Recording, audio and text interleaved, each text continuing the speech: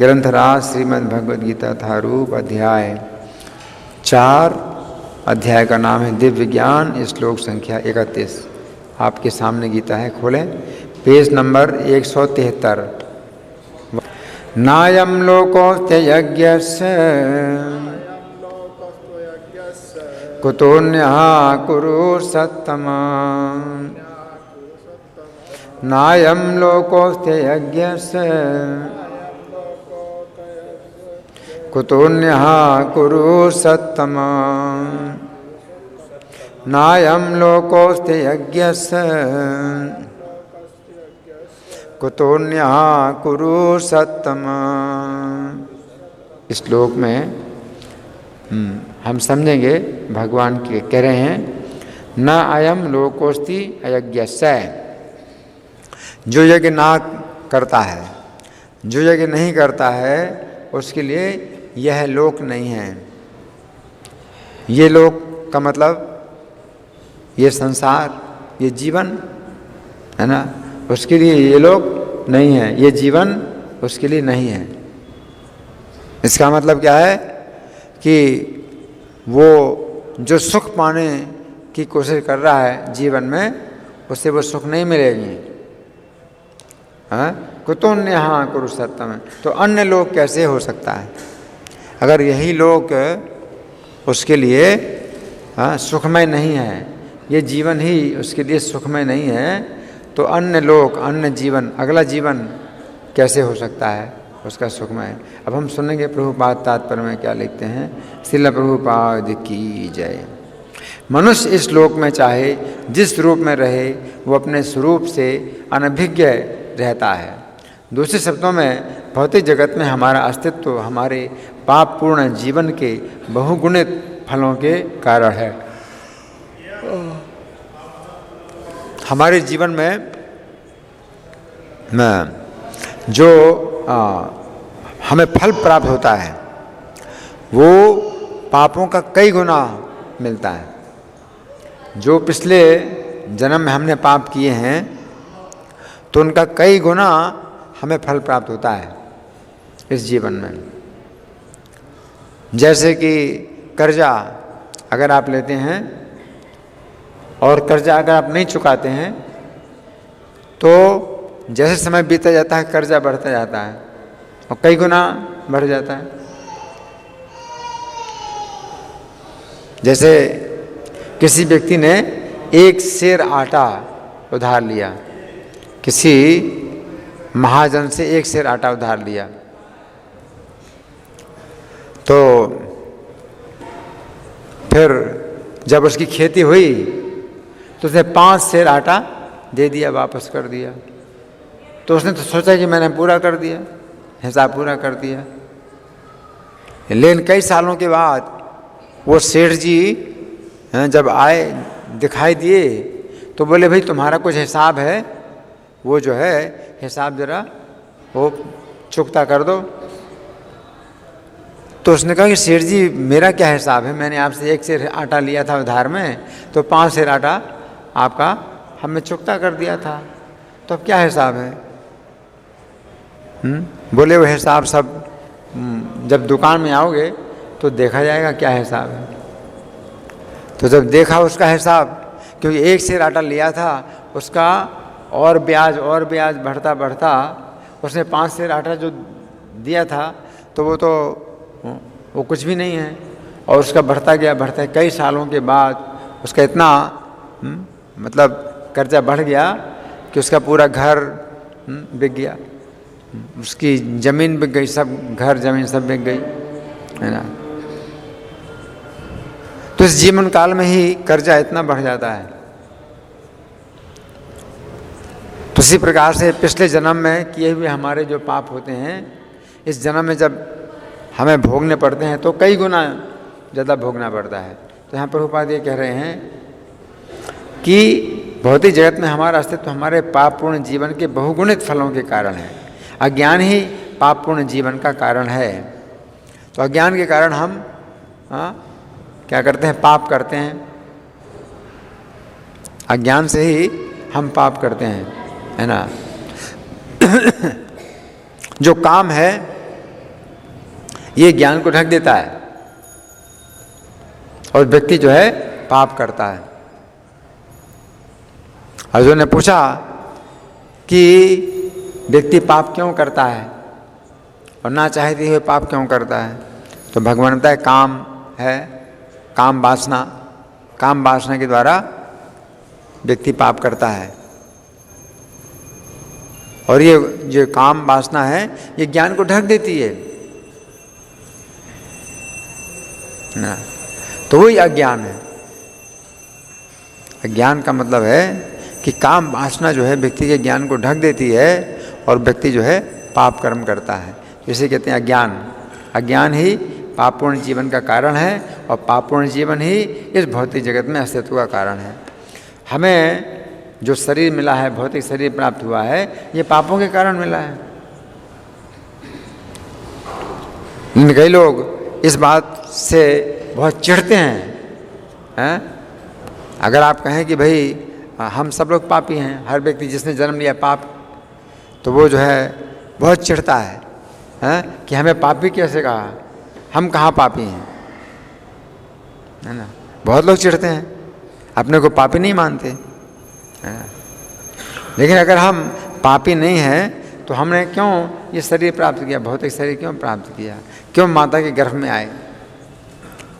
माता के गर्भ में आप आए और इतना कष्ट भोगा, जन्म का कष्ट भोगा, है ना, तो पापों के कारण है। ये भौतिक शरीर हमको जो मिलता है पापों के कारण मिलता है। जैसे कोई व्यक्ति जेल के अंदर आया, है ना, और कहे कि मैंने कोई अपराध नहीं किया, मैं जेल के अंदर तो आ गया हूँ, मैंने कोई अपराध नहीं किया, तो कैसे हो सकता है? जेल के अंदर क्यों आए? आपने कुछ गलती की है, इसलिए जेल के अंदर आए। तो इसी प्रकार से आपको भौतिक शरीर मिला है, इसमें ही बुढ़ापा है, इसी में मृत्यु है, हाँ। तो ये भौतिक शरीर मिला, इसका अर्थ है कि हमने पाप किया है। और हमारे जो पाप हैं ये हम नहीं मानते कि हमने पाप किया है, लेकिन जो अधिकारी हैं वो उनके खाते में सब लिखे हुए हैं, सब कुछ। तो उच्च अधिकारी हैं, जिनके अनुसार जीव के पापों का निर्णय किया जाता है कि पाप किया, और उसके अनुसार दंड मिलता है। जैसे कि कोई व्यक्ति गाड़ी चलाता है, रेड लाइट पार करता है और मानता है कि मैं ठीक चला रहा हूँ, मैं क्या गलत कर रहा हूँ, लेकिन जो ट्रैफिक के जो अधिकारी होते हैं तो वो जो है पकड़ते हैं, और वो कहते हैं तुमने गलती की। और वो कोई गलती ना माने कि मैंने क्या गलती, मैंने गलती नहीं की, मैं गलती नहीं मानता अपनी, है ना, तो उसको और दंड मिलेगा, और ज़्यादा दंड मिलेगा। तो इसी प्रकार से जब कोई व्यक्ति अपने को पापी नहीं मानता है, तो उसको और पाप लगता है, उसका और पाप बढ़ता है, उसका और अज्ञान बढ़ता है। अज्ञान है, अज्ञान के कारण और व्यक्ति पापी होता है। तो इसका जो तरीका है, एकमात्र जो विधि है वो ये है कि हम ज्ञान प्राप्त करें। हमने पाप किया है और हमारा जो है जीवन पापी है और हमें कैसे पाप से छूटना है, ये हमारी चिंता हो, तो ये जो है एक विधि है ना। तो यहाँ प्रभुपाद लिखते हैं,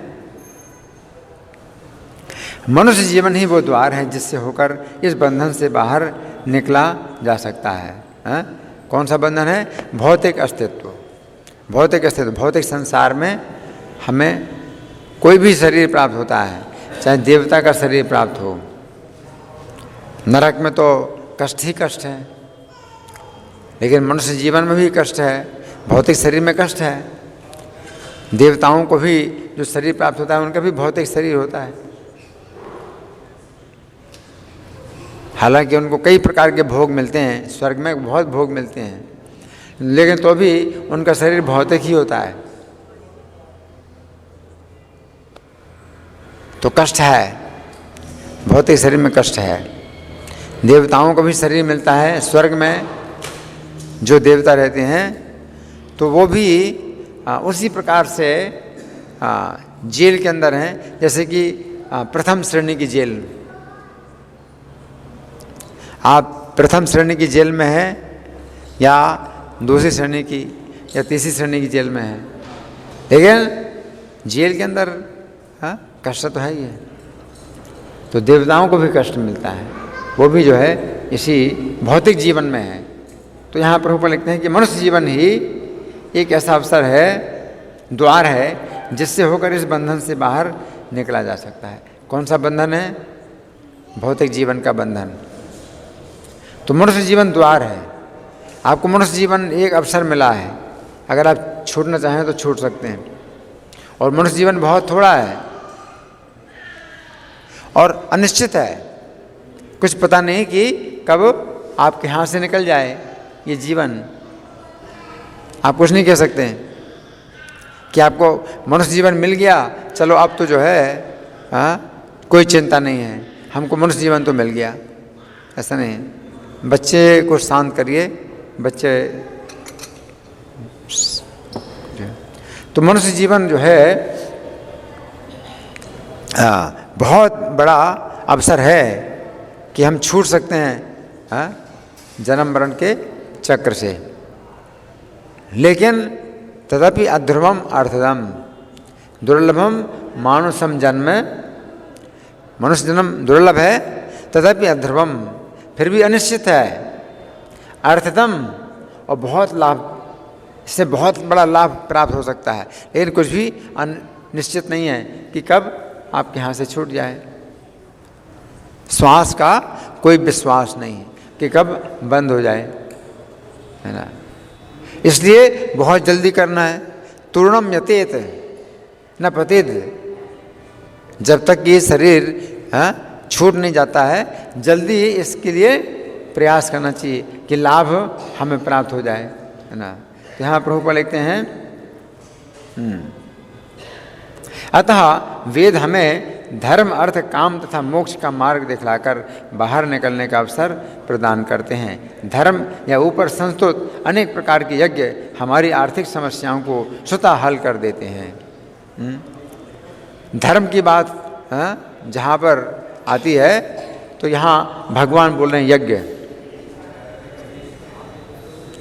अनेक प्रकार के यज्ञ, तो ये भी जो है धर्म है।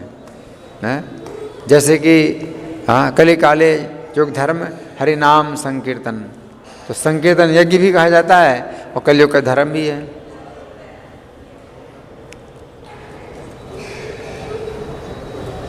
तो कलयुग में जो धर्म है वो संकीर्तन यज्ञ है। और यज्ञ अनेक प्रकार के यज्ञ हैं,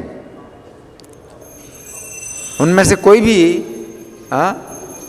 यज्ञ करें, किसी प्रकार के यज्ञ करें, उससे क्या होता है, हम पापों से भी छूटते हैं और भौतिक आवश्यकताएं भी पूरी होती हैं।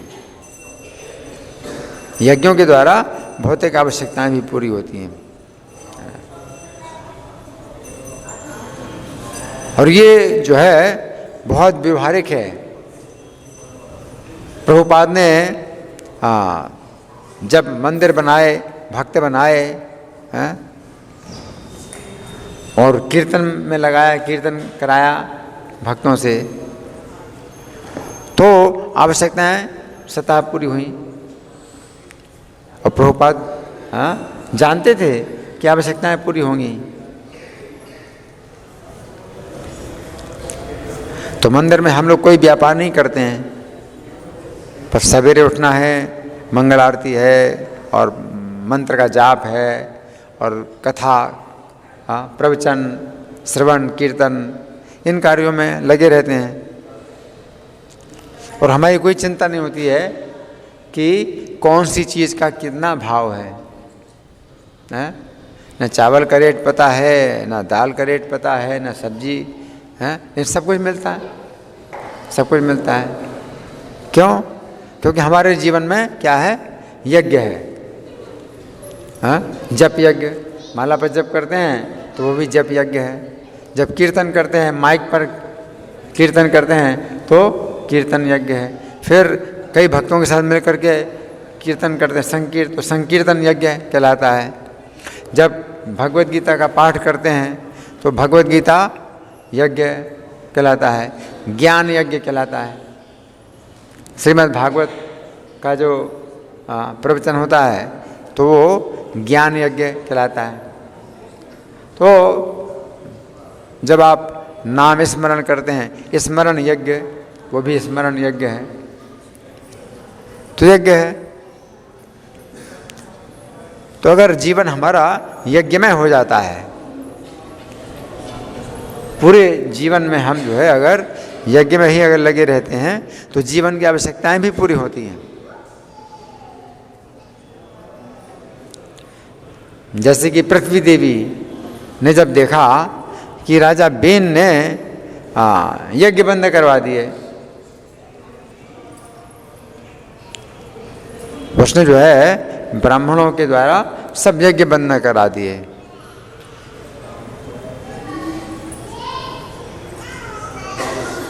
तो उस समय क्या हुआ कि वर्षा ही बंद हो गई और पृथ्वी देवी ने अन्न के जो बीज हैं वो पैदा ही नहीं, उगाए ही नहीं। पृथ्वी देवी ने अन्न के बीज को अपने उदर में रख लिया, उगाए ही नहीं।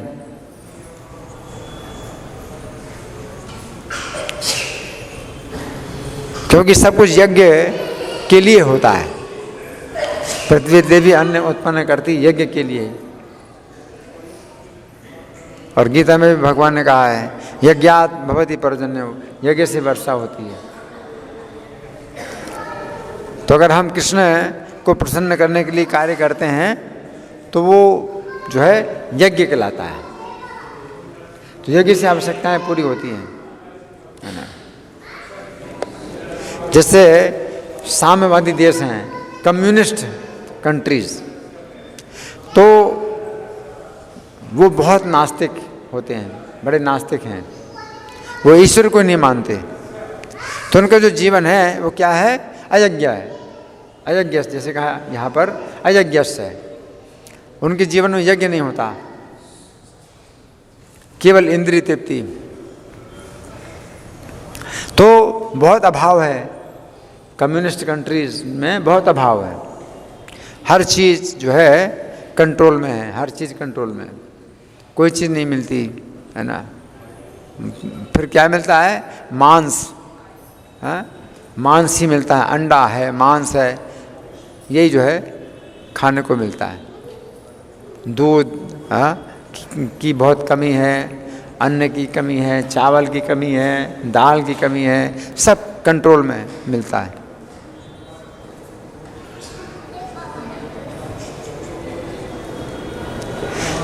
लेकिन प्रभुपाद ने जहाँ जहाँ अपने केंद्र खोले हैं तो वहाँ पर आवश्यकताएं पूरी हो रही हैं।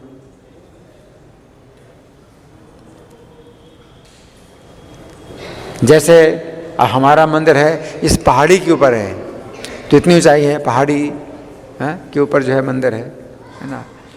और सब आवश्यकताएं पूरी हो रही हैं, पानी की भी सप्लाई हो रही है, बिजली सप्लाई हो रही है, सब कुछ हो रही है। और बाहर गढ़ी में कितनी दिक्कत है, पानी की कमी है,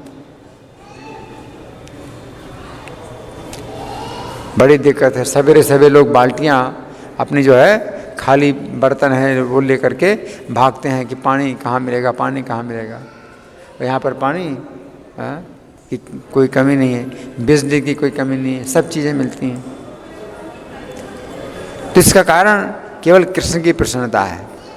अगर कृष्ण को प्रसन्न करते हैं तो भौतिक प्रकृति हमें सप्लाई देती है। तो यहाँ प्रभुपाद लिखते हैं कि धर्म या ऊपर संस्तुत अनेक प्रकार के यज्ञ हमारी आर्थिक समस्याओं को स्वतः हल कर देते हैं। जनसंख्या में वृद्धि होने पर भी यज्ञ संपन्न करने से हमें प्रचुर भोजन, प्रचुर दूध इत्यादि मिलता है। तो जनसंख्या की जो वृद्धि है ये कोई कारण नहीं है, आजकल सरकार जो है ज़्यादा रोक लगा रही है कि भाई जनसंख्या ज़्यादा ना बढ़ाओ, हाँ, बच्चे पैदा ना करो, तो उससे और जो है उल्टा परिणाम हो रहा है, क्योंकि वो पाप हो रहा है। लोग इंद्रिय तृप्ति करेंगे लेकिन बच्चे पैदा ना हो, तो वो और ज़्यादा भौतिक प्रकृति के विरुद्ध कार्य हो रहा है।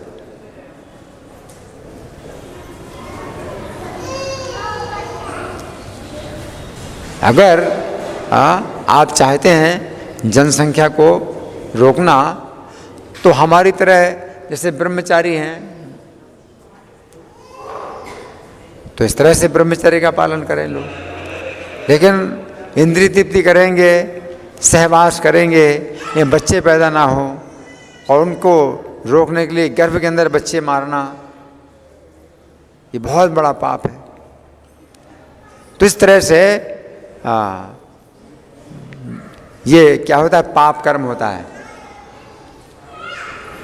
यज्ञ के विरुद्ध कार्य होता है। इसलिए प्रभुपाद कहते हैं कि जनसंख्या में अगर वृद्धि होती है तो उससे कोई कमी नहीं होती है भोजन की, प्रचुर भोजन मिलता है। जनसंख्या में अगर बढ़ोतरी हो और जो है संतान कृष्ण भावना भावित हो, तो उसमें भोजन की कोई कमी नहीं होगी और प्रचुर मात्रा में भोजन होगा, क्योंकि पृथ्वी में भोजन उत्पन्न करने की इतनी क्षमता है कि 100 गुना 1000 गुना अन्न पैदा कर सकती है पृथ्वी। और सतयुग में बिना जोते बोए धरती पैदा करती थी, अन्न पैदा करती थी। लोगों का जीवन इतना पवित्र होता था कि धरती बिना जोते बोए अन्न पैदा करती थी।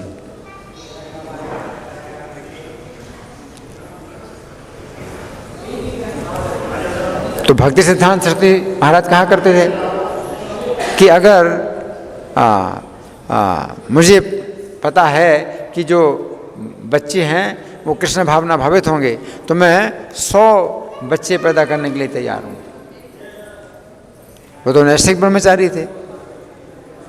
लेकिन अगर संतान कृष्ण भावना भावित संतान होगी, अगर ये पता है, तो मैं 100 पुत्र पैदा करने के लिए तैयार हूँ। तो और अच्छा है अगर 100 बच्चे हों लोगों के, 1000 बच्चे हों लोगों के, और सब कृष्ण भावना भावित हो, तो और इससे क्या होगी, आवश्यकताएं और प्राप्त होंगी, ज़्यादा प्रचुर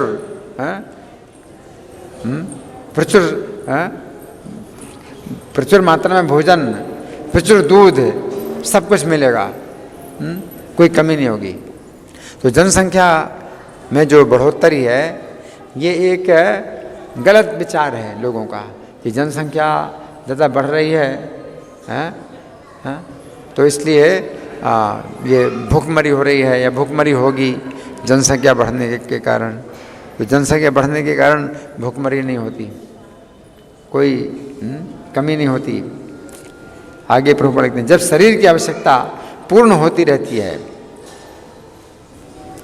जब शरीर की आवश्यकता पूर्ण होती रहती है, तो इंद्रियों को तुष्ट करने की बारी आती है।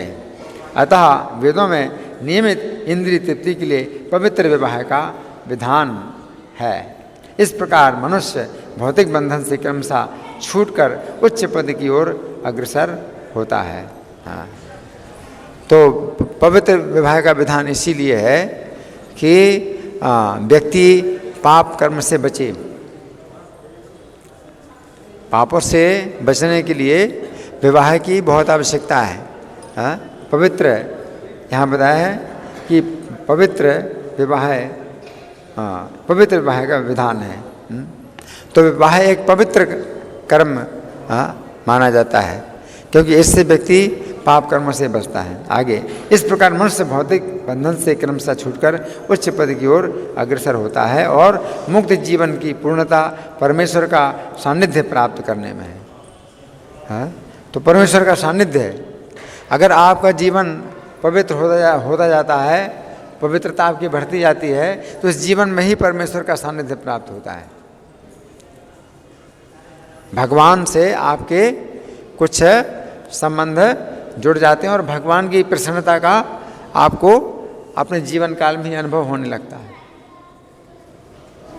कुछ भक्तों के साथ में अर्चा विग्रह हैं तो अर्चा विग्रहों से ही उनको जो है विशेष उनके संबंध बन जाते हैं और वो संकेत मिलते हैं। अर्चा विग्रहों के द्वारा ही संकेत मिलते हैं, जिससे पता चलता है कि वो आपके साथ में जुड़े हुए हैं।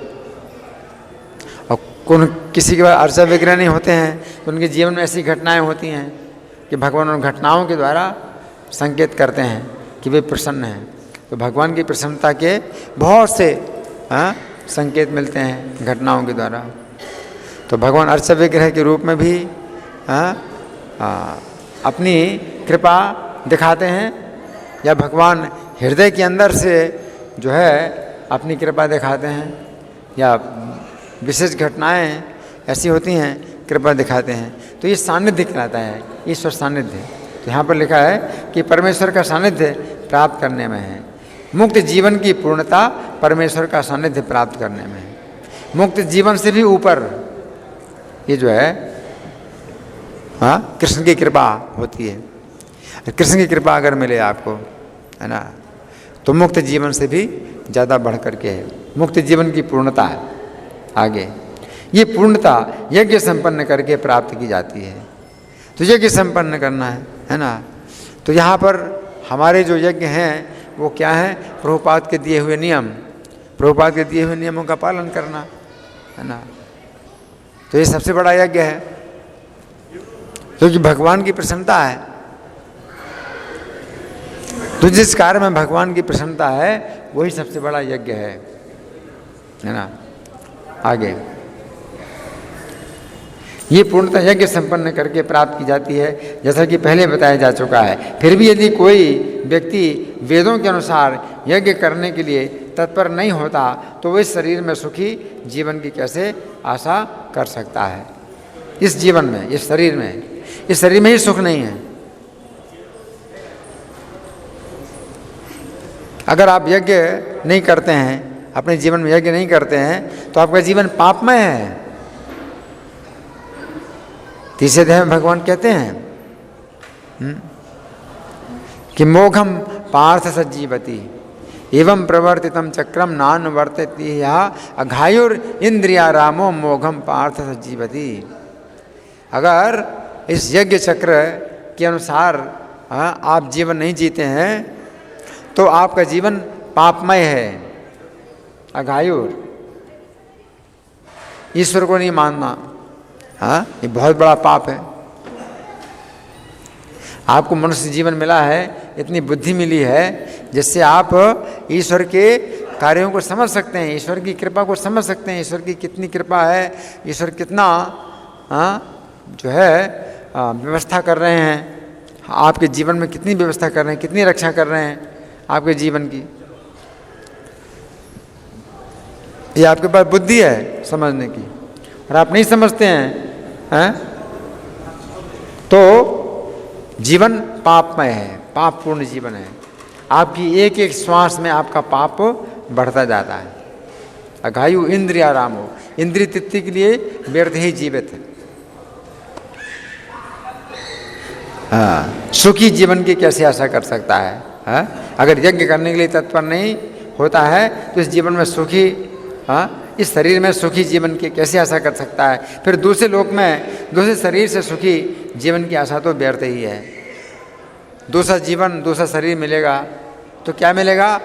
मनुष्य का शरीर नहीं मिलेगा, पशु पक्षी का शरीर मिलेगा। नरक में भी जा सकते हैं।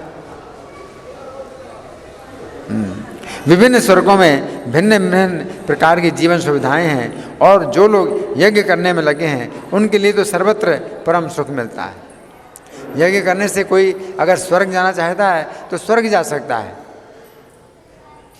लेकिन उससे भी ऊपर यज्ञ का जो फल है वो उससे भी ऊपर है। अगर आप ज़्यादा बुद्धिमान हैं तो आप कृष्ण की कृपा प्राप्त कर सकते हैं। यज्ञों के द्वारा आप कृष्ण की कृपा प्राप्त कर सकते हैं। तो स्वर्ग तो तुच्छ है, तिनका भी नहीं है। कृष्ण की कृपा के सामने स्वर्ग तिनका भी नहीं है ना। तो जो लोग यज्ञ करने में लगे हुए हैं उनके लिए तो सर्वत्र परम सुख मिलता है, किंतु सर्वश्रेष्ठ सुख वो है जिसे मनुष्य कृष्ण भावना मृत के अभ्यास द्वारा वैकुंठ जाकर प्राप्त करता है।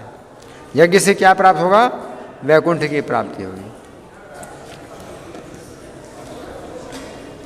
अतः कृष्ण भावना भावित जीवन ही इस भौतिक जगत की समस्त समस्याओं का एकमात्र हल है, एकमात्र हल है ना।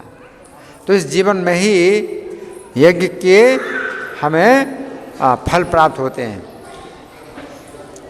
भगवान की कृपा, कृपा की वर्षा, भगवान कहते हैं यज्ञ से वर्षा होती है, लेकिन वो वर्षा केवल एक वर्षा नहीं है कि जो मेघों से वर्षा होती है, पानी की वर्षा होती है, बल्कि यज्ञ के द्वारा एक दूसरी वर्षा भी होती है। वो क्या है? कृष्ण कृपा की वर्षा,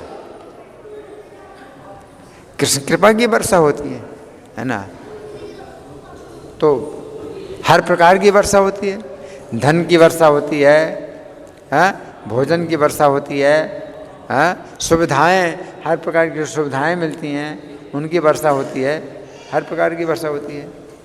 तो इस श्लोक के प्रभुपाद का तात्पर्य पूरा हो चुका है।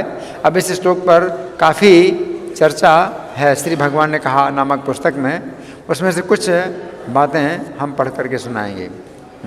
सुनिए, भगवान ने कहा है कि जो यज्ञ नहीं करता है उसके लिए ये लोक नहीं है। हाँ, तो सुनिए, इसमें कई घटनाएं ऐसी बताई गई हैं। भाव शर्मा पद्म पुराण के उत्तरखंड के अंतर्गत 182वें अध्याय में वर्णन आता है कि दक्षिण दिशा में आमर्दकपुर नामक एक नगर में भाव शर्मा नामक एक ब्राह्मण रहता था। क्या सुना? दक्षिण दिशा में एक नगर है, क्या नाम? आमर्दकपुर नगर।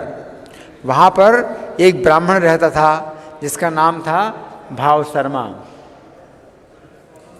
जिसने किसी वेश्या को पत्नी बनाकर रखा था। क्या है? बिना यज्ञ का जीवन। विवाहित जीवन तो यज्ञ का जीवन है, और बिना विवाहित जीवन वेश्यावृत्ति यज्ञ रहित जीवन है। एक वेश्या को पत्नी बनाकर रखा था और फिर मांस खाता, ये जीवन पापमय जीवन है। मांस खाता, मदिरा पीता और श्रेष्ठ पुरुषों का धन चुराता, पराई स्त्री से व्यभिचार करता और शिकार खेलने में दिलचस्पी रखता। ये सब सब पाप कर्म है।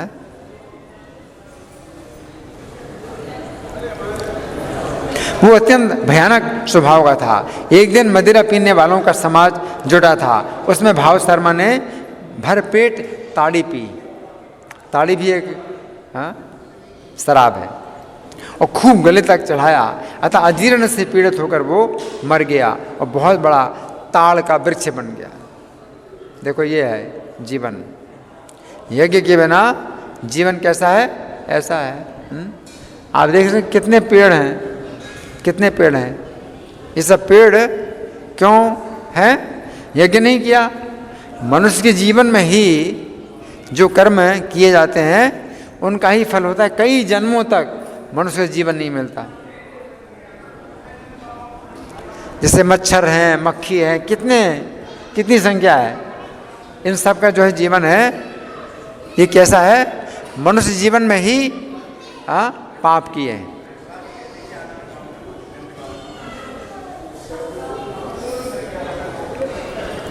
ताड़ का वृक्ष बना, इसका कारण क्या था?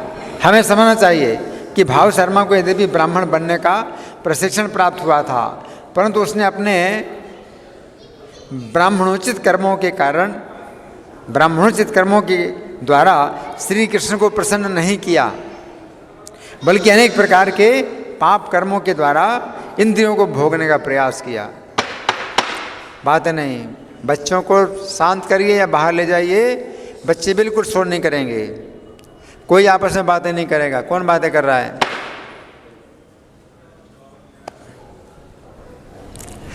अपने ब्राह्मणोचित कर्मों के द्वारा श्री कृष्ण को प्रसन्न नहीं किया, बल्कि अनेक प्रकार के पाप कर्मों के द्वारा इंद्रियों को भोगने का प्रयास किया, जिसके परिणाम स्वरूप उसे ताड़ का वृक्ष बनना पड़ा। कितने ताड़ के पेड़ हैं, हाँ, और ताड़ के पेड़ हैं और दूसरे पेड़ भी हैं, घास के भी छोटे छोटे पेड़ हैं, कितने हैं। ये सब जो है इसी कारण से, क्योंकि अपने कर्मों से कृष्ण को प्रसन्न नहीं किया तो ये सब पशु पक्षी वृक्ष कीड़े मकोड़े कितने हैं, कोई संख्या नहीं है। तो यहाँ पर भगवान कह रहे हैं, किसका बच्चा है, किसका बच्चा शोर कर रहा है यहाँ पर। अपने बच्चों को संभालिए, या तो शांत करिए या बाहर ले जाइए। किसी के बच्चे शोर नहीं करेंगे। यहाँ पर वृक्ष बनना पड़ा, ताड़ का वृक्ष बनना पड़ा। तो यहाँ पर भगवान कह रहे हैं कि जो व्यक्ति श्री कृष्ण को प्रसन्न करने के लिए यज्ञ ना करके स्वयं भोगों को प्राप्त करने के लिए शास्त्र विरुद्ध कर्म करता है, उससे पुनः मनुष्य जीवन की प्राप्ति नहीं होती है। जिस प्रकार भाव शर्मा नामक ब्राह्मण को पुनः मनुष्य जीवन ना प्राप्त होकर ताड़ के वृक्ष का जीवन प्राप्त हुआ। तो इस प्रकार से कई ऐसे उदाहरण हमने दिए हैं, जिनमें कि भगवान ये बता रहे हैं कि अगर जीवन में यज्ञ नहीं करते हैं और इंद्रिय तृप्ति करते हैं तो फिर निश्चित रूप से जीवन पापमय होता है। इस जीवन में भी सुख नहीं मिलता, अगले जीवन में तो और दुर्गति है।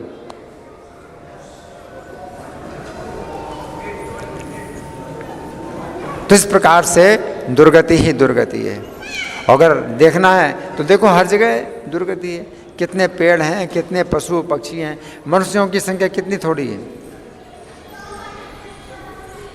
एक मनुष्य जीवन में इतना व्यक्ति पाप करता है कि करोड़ों करोड़ों जन्मों तक उसको वो भोगना पड़ता है, मनुष्य जीवन नहीं प्राप्त होता। एक जन्म में इतना पाप, करोड़ों करोड़ों जन्मों तक उसको मनुष्य जीवन नहीं मिलेगा। वो कितना उसका पाप का जो है, कितने गुना उसको पाप का फल भोगना पड़ता है। तो मनुष्य का जो जीवन है ये बहुत खतरनाक है। बहुत आप इससे बड़ा लाभ भी उठा सकते हैं और नहीं तो इससे बहुत बड़ी हानि, बहुत बड़ी हानि। मनुष्य के जीवन में ही जो गलतियां होती हैं उसका कितना दंड भोगना पड़ता है। सोचिए कितने दंड भोगना पड़ता है। करोड़ों करोड़ों जन्मों तक मनुष्य जीवन नहीं मिलेगा, पशु पक्षी वृक्ष इन्हीं की योनियों में जाना पड़ेगा। समुद्र के अंदर कितनी योनियां हैं, एक दूसरे को खाते हैं, ये जीवन। समुद्र के अंदर जितने जंतु हैं एक दूसरे को खाते हैं, ये जीवन है। दुर्गति है। कुत्ते हैं, पशु, जितने भी पशु हैं उनके हाथ नहीं होते हैं, बिना हाथ के, है ना। जमीन में पड़ा हुआ जो धूल मिट्टी और कंकड़ में सना हुआ उसी को खाना पड़ता है।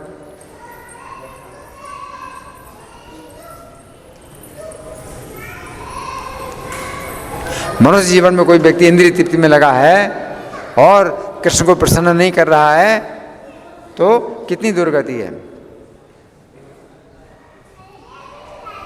वृक्ष बनकर खड़े हैं तो धूप, तेज धूप और तेज वर्षा और सर्दी, कष्ट ही कष्ट है वृक्ष के जीवन में, और वो किसी को बता भी नहीं सकते। कष्ट ही कष्ट भोगना पड़ता है।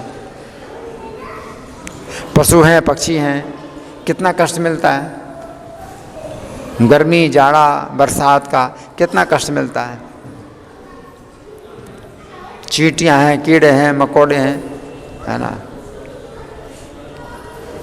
अब पेड़ में कितनी चींटियां हैं। जब पानी बरसता है तो सब मर जाती हैं, मरना पड़ता है। पानी बाढ़ आती है, सब मरती हैं, चींटियां मरती हैं। क्या जीवन है। कष्ट है, दुर्गति है ना। तो ये जो है आज के श्लोक का ये संदेश है। अब आप लोगों की ओर से कोई प्रश्न है या कोई चर्चा, या मैं प्रश्न करूं? मैं प्रश्न करूं? ठीक है। तो आज के श्लोक में जो भगवान ने कहा है कि जो व्यक्ति यज्ञ नहीं करता है तो उसके इस जीवन में ही सुख नहीं है, तो अगले जीवन में क्या सुख की आशा करे? अगले जीवन में क्या सुख की आशा करे, है ना। तो भगवान जब कह रहे हैं कि अगले जीवन में कैसे सुख की आशा की जा सकती है, इसको हम कैसे समझें? इस जीवन में अगर सुख नहीं है तो भगवान के अगले जीवन में सुख की कैसे आशा की जा सकती है, इसका क्या अर्थ है? कौन बताएगा? भगवान के इस जीवन में सुख नहीं है तो कोई सोचता है कि इस जीवन में सुख नहीं तो अगले जीवन में सुख मिलेगा।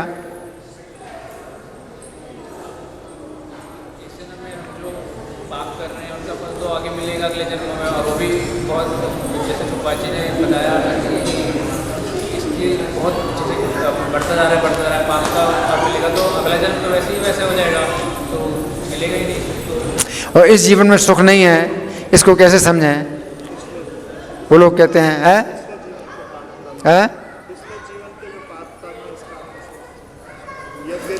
यज्ञ अगर हम नहीं कर रहे हैं, इस जीवन में यज्ञ नहीं करते हैं, भगवान कह रहे हैं इस जीवन में हम यज्ञ नहीं कर रहे हैं, पिछले जीवन के जो भी पाप हों इस जीवन में आप यज्ञ नहीं कर रहे हैं तो आपको इस जीवन में सुख नहीं है, इसको कैसे समझें?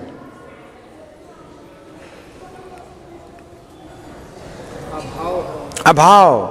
प्रकृति जो है अपनी सप्लाई जो है पूर्ति जो है कम कर देती है, पूर्ति नहीं होती है।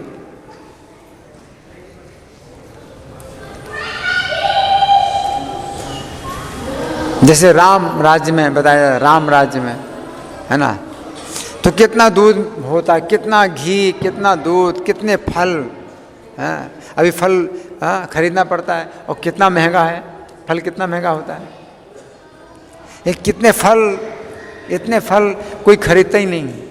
फल जो है फल ही फल है, चाहे जितना खाओ। किसी को फल बेचे नहीं जाते, अनाज नहीं बेचा जाता, अनाज मिलता है, दूध है, घी है, ये बिकता नहीं है।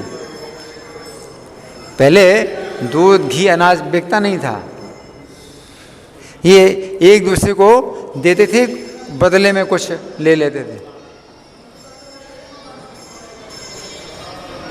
कोई विचार नहीं करता था कि भाई किस चीज़ की क्या कीमत है।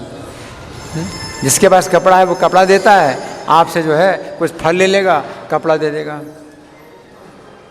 जिसके पास फल है वो फल देगा, आपसे दूध ले लेगा, दूध हमें दे दो, फल ले लो।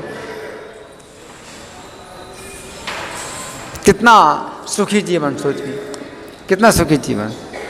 अभी तो हर चीज़ की जो है कीमत देखी जाती है, इतने इतने पैसे का है कपड़ा, दूध का इतना पैसा, इतना फल का इतना पैसा, ये नहीं देंगे, वो नहीं देंगे।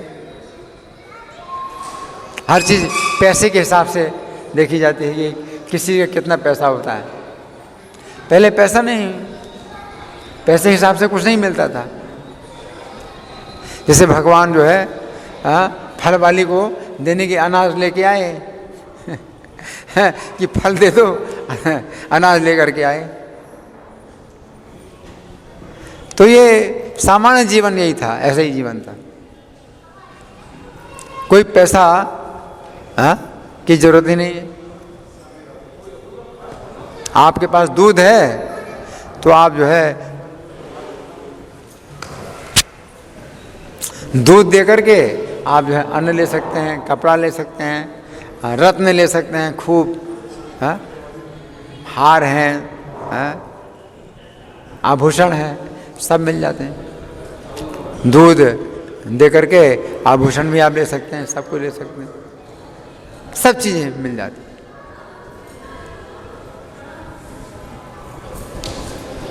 यज्ञमय जीवन, यज्ञमय जीवन ऐसा है, पूर्ति होती, हर चीज़ की पूर्ति होती, हर चीज़ की पूर्ति। और यज्ञ रहित जीवन का उदाहरण क्या है? साम्यवादी देश, कम्युनिस्ट कंट्रीज, हाँ, यज्ञ रहित जीवन है। क्यों? ईश्वर को ना मानना बहुत बड़ा पाप है।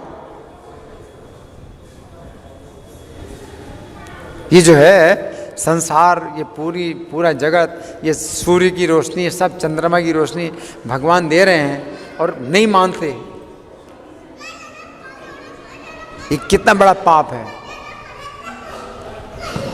भगवान को ना मानना कितना बड़ा पाप। मनुष्य के जीवन में आप भगवान को नहीं मानते हैं, इतना बड़ा पाप है। आपको मनुष्य का जीवन करोड़ों जन्मों तक नहीं मिलता, और इस जीवन में ही नहीं मिल रहा है। कंट्रोल, हर चीज़ में कंट्रोल है। दूध नहीं मिलता, घी नहीं मिलता, अन्न नहीं मिलता, चावल नहीं मिलते, चपाती नहीं मिलते। बस खाओ, मछली खाओ, अंडा खाओ, मांस खाओ,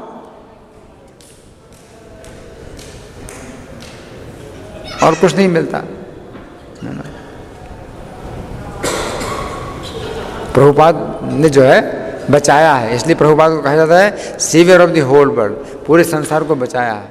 कि हरे कृष्ण का कीर्तन की जो है, जो गुंजा दिया, हरे कृष्ण का कीर्तन जो पूरी पृथ्वी में गुंजा दिया, इससे बहुत बड़ी रक्षा हुई है। नहीं तो ये नहीं मिलता, कुछ नहीं मिलता, और मुश्किल होता है। हवा भी जो है प्रदूषण, तो लोग सोचते हैं भाई ये गाड़ियां हैं, हवा प्रदूषण हो रहा है। नहीं, इस कारण से नहीं है, यज्ञ रहित जीवन है इसलिए।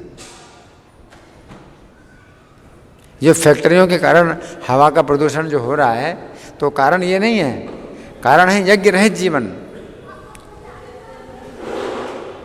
इस कारण से फैक्ट्रियों में भी प्रभुपाद ने कहा कि आधा घंटे कीर्तन होना चाहिए। सब वर्कर हैं, आधा घंटे काम करने से पहले आधा घंटे कीर्तन करो,